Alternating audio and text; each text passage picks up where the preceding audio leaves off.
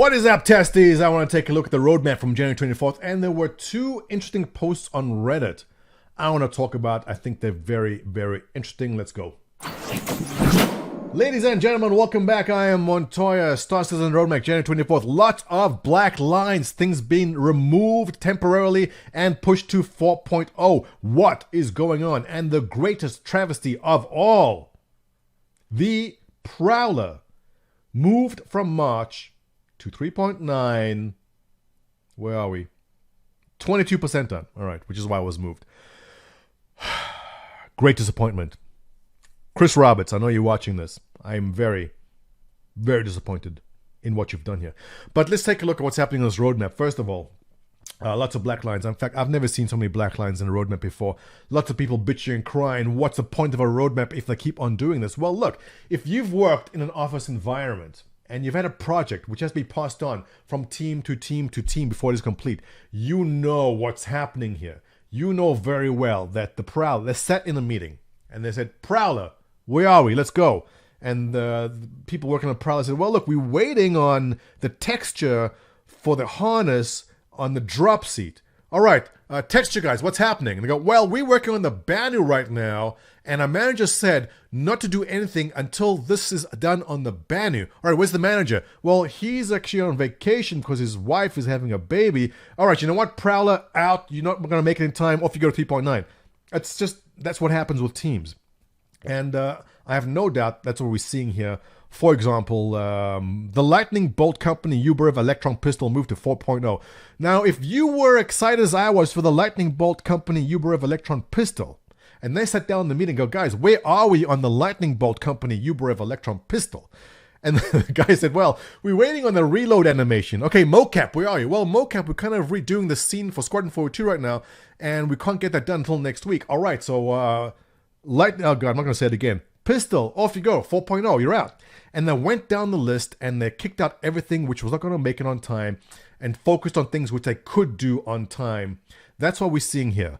It is also worth noting that 3.9.0 is when the staggered development is really supposed to be kicking in.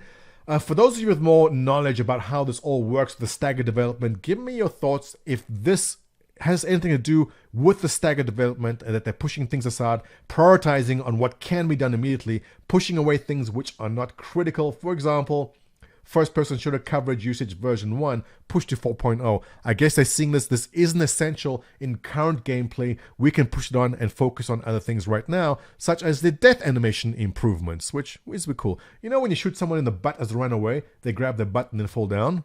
I like that. Butt jokes. So there we are. That's the roadmap. Give me your thoughts on the roadmap. And those of you who are more familiar with staggered development, let me know your thoughts and if any of this had to do with that. So, two interesting posts on Reddit I want to touch on.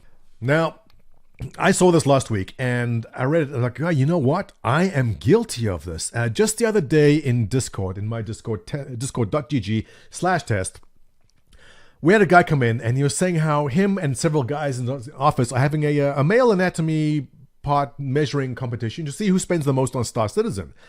And we said, oh, okay, so how much has the top guy spent? And the guy said, well, the guy in our office that spent the most on Star Citizen has spent $100. I know what you're thinking if you're a follower of this game, like $100. $100. And it's funny because that's what I said. I said, $100. I said, hey guys in chat, who has spent over $100? Like, does every single person spend over $100? Now, we weren't trying to make the guy feel bad, but it's the culture we have in this game that it is open development, it is crowdfunded, and for those of us who've been here for many, many years, we passed that $100 thing a long time ago. But for a new guy coming in, think about it, all right? What's the last game I was waiting for that I paid? Far Cry 5. Far Cry 5 was $60. I said, there's no ways I'm paying $60 for this. And I waited for the game to go on sale. It was like, I don't know, 10% off, whatever. I paid $50. I saved $10. I felt great that I saved $10 on Far Cry 5. I waited months for it to go on sale before I can get it. All right? I'm that cheap. I will wait months and not spend so I can save $10. But when it comes to Star Citizen, it is so different. So the guy was, I guess, kind of surprised that we all kind of $100, come on. Because there's guys we know that spend $10, $15, $30,000. So it doesn't seem much, but it does sound insane. And I'm guilty of it. And you can see by the upvotes, so yeah, you're right. Now, I've never told people that they have to upgrade their ship. In fact, I say the opposite. When people come in, they go, yeah, I'm interested in Star Citizen. I say, buy the starter package, and that's it. Because anytime you want to borrow a ship, there are tons of people in my organization that say, hey, you want to borrow a Hammerhead? You want to borrow a 600i? You want an 890 gem? No problem. I'll spoil for you. Take it out. Have fun. You don't have to spend the money. There are plenty of people with the ships you can simply borrow from right now. There's 8, 9, 10 people playing right now. You can go in, ask any of them for a ship. They'll spawn it for you. You can take it out. There's no repercussions to a ship exploding. Nothing's going to happen. It just shows up again in inventory a couple of minutes later. That's it. So by all means, don't spend the money. Get the starter package and borrow the ships from everyone else. But I do see this a lot, and the reason I want to bring this up is saying, yeah, you got to be aware of it, because I've fallen for this, and I do see how this could be a big problem, which ties into the second post I want to talk about, and this comes from a guy named Sonorous, who gives us an actual new player experience regarding pay-to-win and ship upgrade advice. Now, the pay-to-win story, I have a lot to say about that. So he's first referencing the previous Reddit post I just mentioned, and he says a couple of positive things. So let me read you the positive things he says here. He goes, flight feels nice, easy to find people to play with. Every person is met with is very nice, which is the same as point 2. I don't know why he doubled up on that. I guess people are really nice, and he's right. The Star Citizen community is really great. I mean, it's the nicest group of people I've been involved with as a game. I think also because it's generally a little older. I guess previous communities when I was young, I mean, I was in my early 20s, and I guess there's people in their teens, and it's a lot more harsh and rough around the edges. But this is generally an older community. Median age is in the mid-30s to early 40s in Star Citizen, last time we took a poll on it. So it is an older crowd, and everyone tends to be very, very nice. But I want to focus more about the negative issues that he's noticed here. And his first point is exactly what we just covered earlier. And he goes, nearly every single person who I've played with for more than 15 minutes has told me, excuse me, that I should spend £100 on 100 euros, Brexit, 100 euros on the game to get something like Gladius or Cutlass. This is in stark contrast to all the people in the thread mentioned previously saying they don't see it. Yeah, look, I see it too, because you go into the game and you go, help, I'm in a dogfight, I can't win, what am I doing wrong? I'm in traveling someplace and I got stopped by these 3 ships and they're shooting at me and I'm losing, I'm blowing up, what am I doing wrong? Well, you're not doing anything wrong. Your ship simply can't dogfight. If you're in Aurora and there's 5 or 6 other ships attacking you, you're not going to have a good day. So they advise people in the game, hey, just get a better ship. Just get a better ship, that's all. Here's the thing.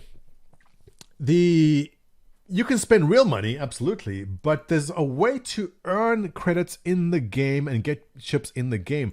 The problem is, and the reason why people are not recommending, the people he's meeting didn't recommend this, is that there are constant wipes. Every single time there's a new patch, it gets wiped. Every single time there's a bug which they can't squash and they have to do a rollback, it gets wiped.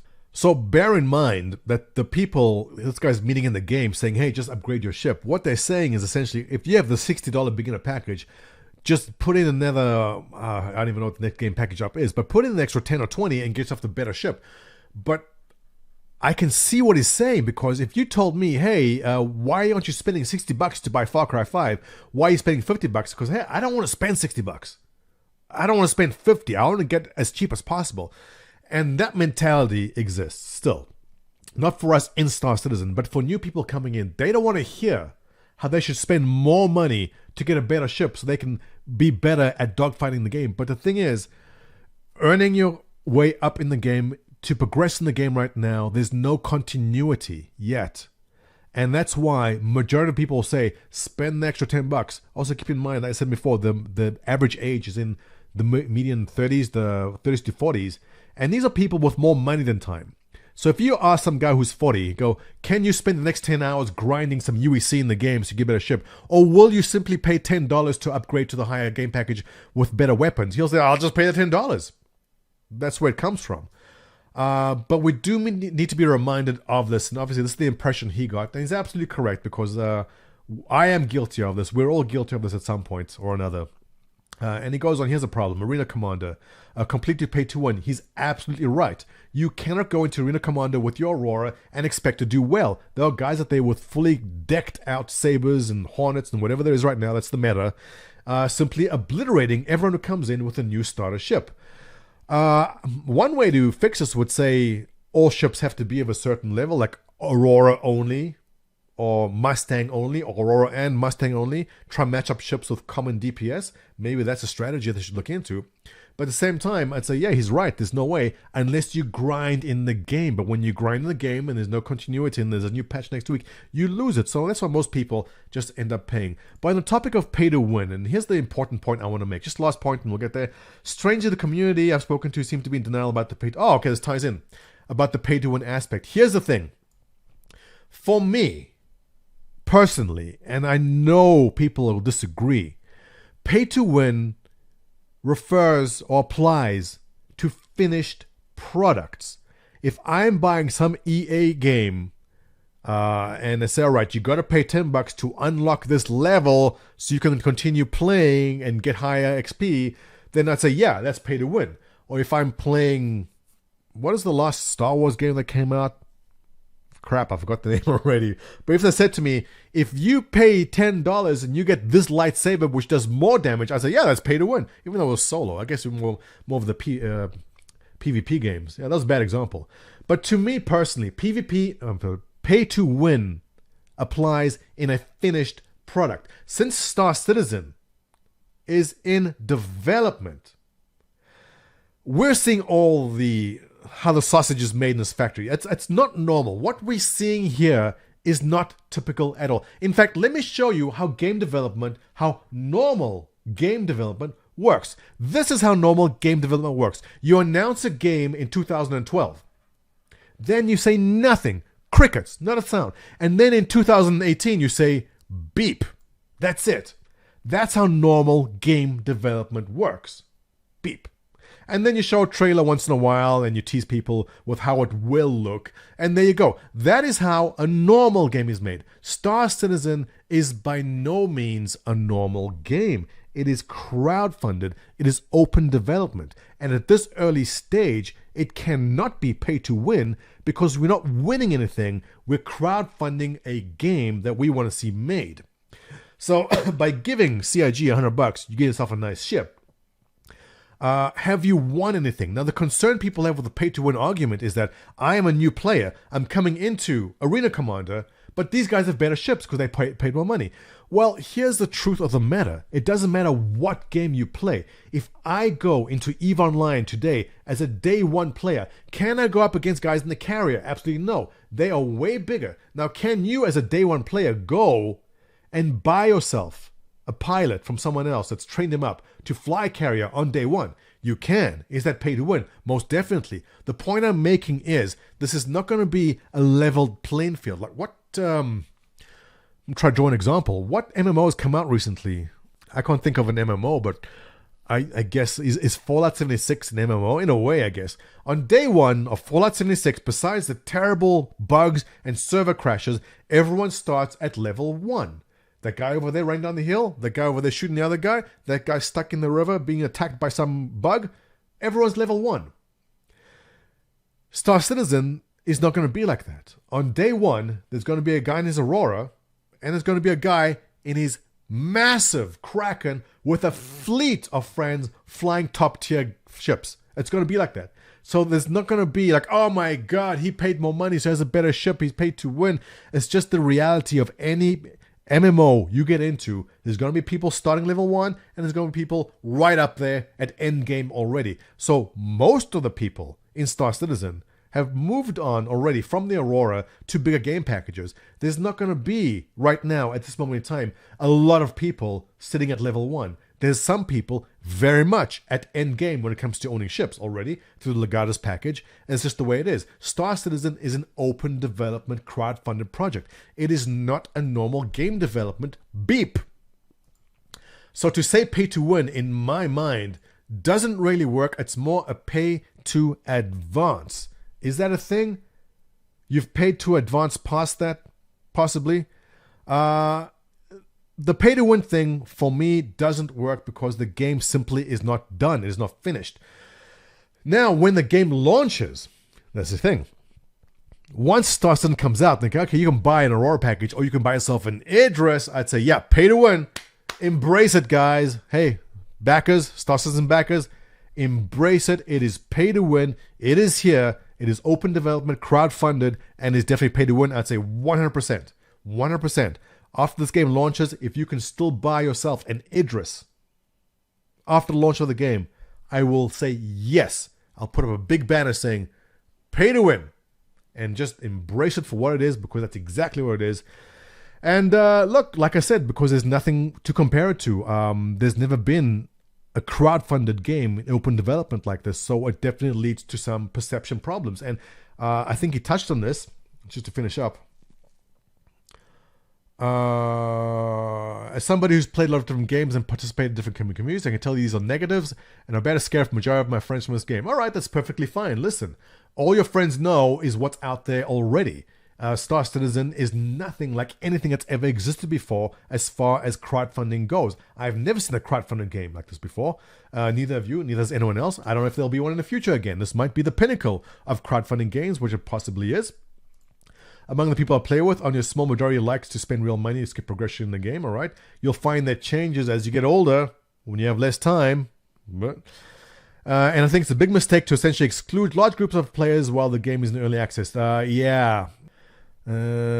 we go. All right, so to his concern that I think it's a big mistake to exclude large groups of players, no, the numbers would say otherwise.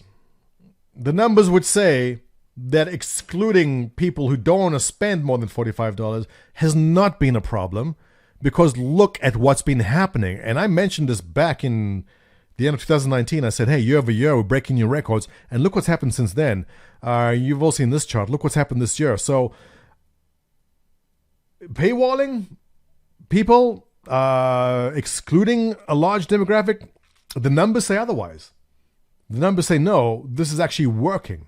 So on that, I will have to correct him that it is not a mistake. In fact, the numbers say it is the opposite of a mistake and is in fact working. And check this out, all right?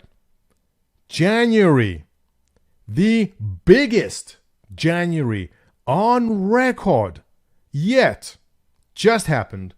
We are now in funding where January and February would have been on any previous year. So it's working.